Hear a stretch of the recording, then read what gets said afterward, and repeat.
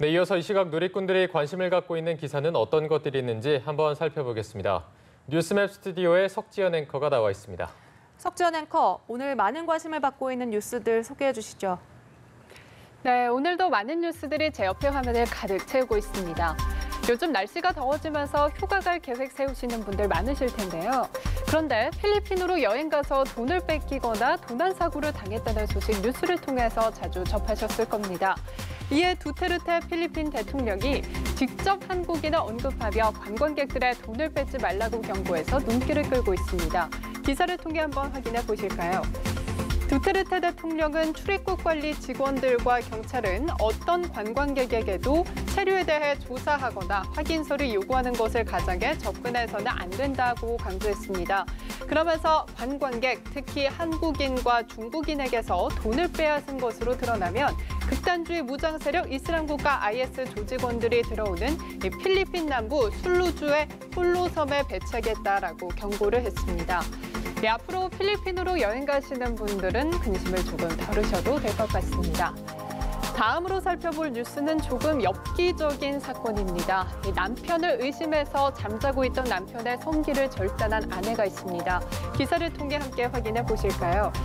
남편을 의심해서 잠자고 있던 남편의 성기를 절단한 혐의로 기소돼 1심에서 실형을 선고받았지만 2심에서는 집행유예를 선고받아서 눈길을 끌고 있습니다. 광주고법 형사 1부는 특수 중상해 혐의로 기소된 A씨의 항소심에서 징역 4년의 원심을 파기하고 징역 3년에 집행유예 4년을 선고했다고 밝혔는데요.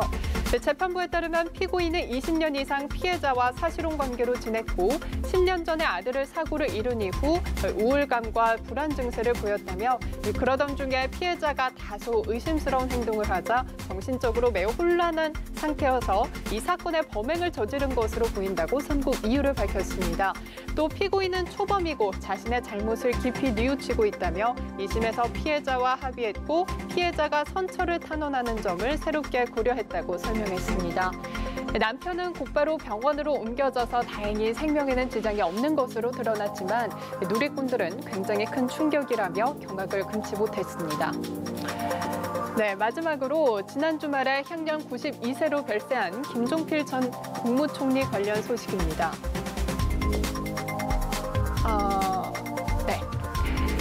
정부가 김종필 전 국무총리에게 국민훈장 무궁화장을 추서하기로 한 것에 대해서 음식 칼럼니스트 황교익 씨가 비판을 했습니다. 기사를 통해 함께 확인해 보실까요? 황 씨는 지난 22일 자신의 페이스북에 올린 글에서 이런 식이면 전두환이 죽어도 훈장을 줘야 한다는 말이 나올 것이라며 직업 정치인들끼리야 그와의 애틋한 추억이 있을 수도 있겠지만 그 사적 감정을 국가일에 붙이지 말라고 일갈했습니다. 또 다른 글에서는 그를 사랑했는가 그의 그림자라도 남기고 싶다면 쿠데타와 고문과 인권유린, 그리고 독재와 분열, 냉전과 이기주의와 정치 야합 시대의 종말을 고통스러워하시라며 JP에 대한 애도 분위기를 비판하기도 했습니다. 황교익 씨의 글에 대한 의견은 분분했지만 청와대 홈페이지의 국민청원 게시판에도 김 전 총리의 훈장 추서 방침을 철회하라는 개별 청원이 잇따르고 있습니다. 지금까지 이 시각 한 뉴스 살펴봤습니다.